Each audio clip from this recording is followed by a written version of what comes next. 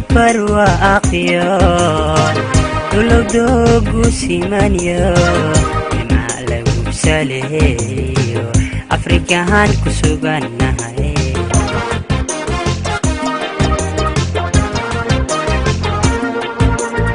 samaa iyo barwaaqyo dulowdoogu simanyo nimaa lagu saleeyo afrikahan ku sugannahay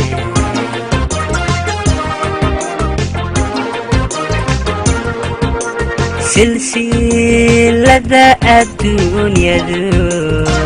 dadaysa hashanayso samir lagu umanaysto rabbi saacidaanahay. السلام عليكم ورحمة الله وبركاته. خيرت ميل والبودافها دنيا ka joogtaan kusoo dhawaada profilkayga faad qabyaalad diid caawa waxaan jeclahay inaynu ka wada doodno haduu ay buwan idmo arinta cusub ah in Soomaaliya ay ganacsi la sameeyso dalka Ethiopia oo aynu ognahay inuu yahay dal aan bad lahayn fursado badan ay ka banaan yihiin dadka Soomaaliyeedna siyaabo kala duwan ay u arkaan in xilligan dawladdeena federaalka Soomaaliya ee heshiisyo dhanka dekedaha ku saabsan ay la sameeyso waxaan ognahay in dagaalo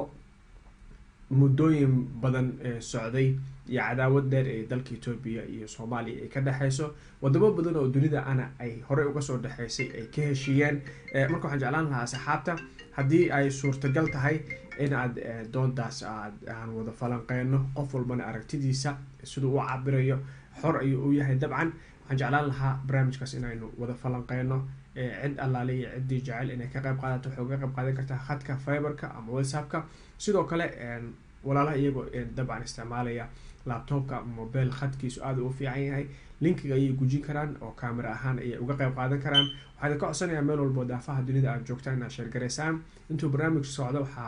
qayb ka noqon doona kaalimo suugaan oo wacyigelin ah waxaana barnaamijka idin la socodsiin doona anigoo faad qabyaaladiida midna ay loobin aragtidaada xor ayaa u tahay haddiisan qabyaaladaysteen laakiin haddii aragtidaada qabyaaladaysid uma tihid xor dabcan wayna igu adkaan doontaa inaynu wada doodno markana aan dhanka kalimaha suugaanta inta asxaabta barnaamijka share gareeyanayaan ay noo soo qabto walaalahey madilo asad dheere soo dhawow daawasho habboon.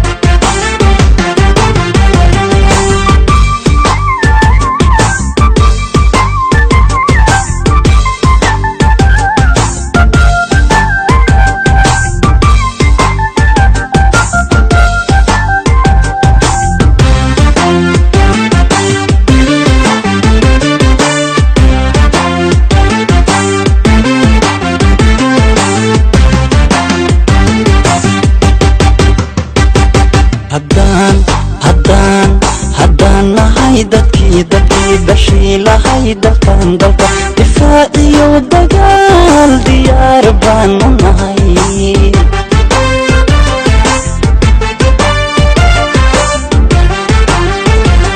waxaan duubanahay danteena wada jirkiyo bukaan daweyn lahaa bukaan daweyn lahaa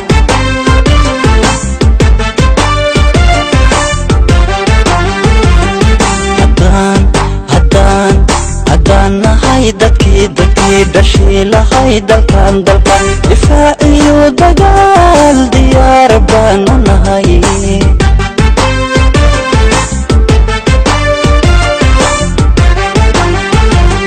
waxaan duubanahay danteena wada jirkiyo bukaan daweyn lahaa bukaan daweyn lahaa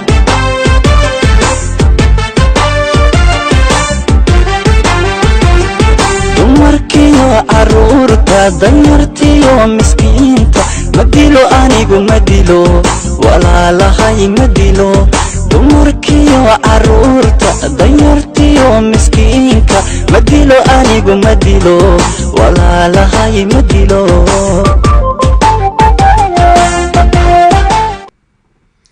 danyartiyo miskiinka dumarkiyo caruurta walaalahay ma dilo anigu ma dilo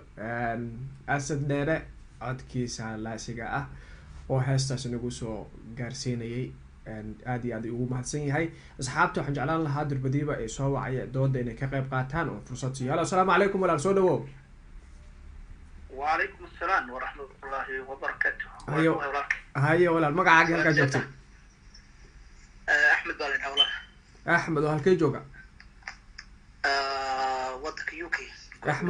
axmed oo UK jooga soo dhawow saaxiib qodobka dooda dabcan inaad akhriso la socotida oo maleynaya qodobkeena wuxuu ku saabsan yahay dan ma inoogu jirtaa Ethiopia aan ognahay in ay imika 100 milyan ay kusii dhow yihiin oo aan dekad lahayn in aan ganacsi la sameyno oo canshuur aan ka qaadano anagoo dekadaheena ka iibinaynin ka kireynaynin inaan lacag ka sameyno xilligan ma kula tahay in dadka Soomaaliyeed iyo dowladda Soomaaliyeed ay u baahan tahay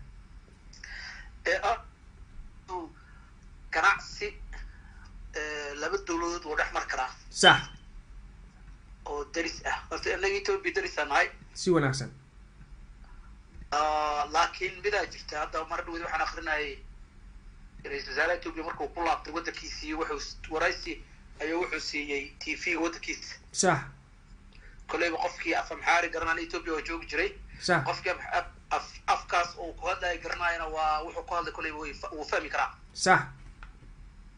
wuxuu yiri anaga iyo Soomaaliya markaan tagay xamar madaxdii Soomaaliya aan wada hadalnay waxaan ku heshiinay inaan hal dal noqono sax marka anaga Ethiopia de hal dal ma lihino laba dal oo waxaan nahay xor ah khudbadaas laftigeeda ay dabcan waa hayaa ra'iisul wasaarahana dabcan sidoo ula jeeday waxay ahayd in la midoobo oo loo midoobo macnaha iskaashi ganacsi oo cadaab haya khudbadaas dabcan dad badan ayaa nala dhageysanaya tarjumadeedina waa hayaa ayada laftigeeda aan noo saaro si asxaabtan ugu qancaan ku jir khadka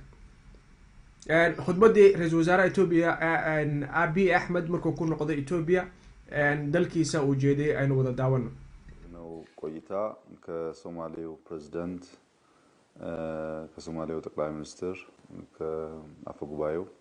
እና ከአጠቃላይ ካቢኔው ጋር እጅግ በጣም ተስፋ ሰጪ የሆነ የሁለትዮሽ ግንኙነትና ውይይት አድርገናል። የውይይቱ ዋና ዓላማ እስከመቼ ነው የጦርነት ታሪክ أحمد oo imika khudbadii ra'iisul wasaaraha ayaa inoo wada saaran oo dabcan asxaabta si toos ah ay u daawanayaan haddii aad la socotidna aad daawanaysaa ra'iisul wasaaraha Ethiopia khudbadiisa dabcan dal aynu noqono dal markii la yiraahdo oo kale aan midowno hadda waxaa jira magaalooyin badan oo dunida oo la mataaneeyo ayadoo kala dal la yahay aqliga saliimkana wuxuu ogyahay Ethiopia iyo Soomaaliya intay isku biiraan hal dal inaysan noqonaynin oo kuwa isku dhig yihiin Tigray isla yihiin Eritrea ay kala go'aan Ethiopia oo Soomaaliya iyo cadaawad dheer ay ka dhaxaysan oo kala duwan tahay laakiin waxaan diiradda saarayna waxay tahay waa dhanka ganacsiga isku biirid iyo midow iyo kama hadlayno anaga kama hadlay laakiin horaantiiba wadamo badan oo Afrika imika igada ay ku midaysan yihiin oo way iskaashadaan fuado laba kala saar walaal sax Ethiopia hadii aad xasuusato 1993 markii Eritrea laga goynayay sax halka dakaday haysteen oo macnaha wadankaas oo Ethiopia la isticmaali jiray waxay ahayd dakada casab waa gartay milla sanawi markuu la yiri ka gooy wadankan xor u noqonaa heshiiskii asaas ahaa iyo wuxuu yiraahdo 100 milyan ku soconaa mana haysana dekad si wanaagsan ya si wanaagsan xaqiiqdii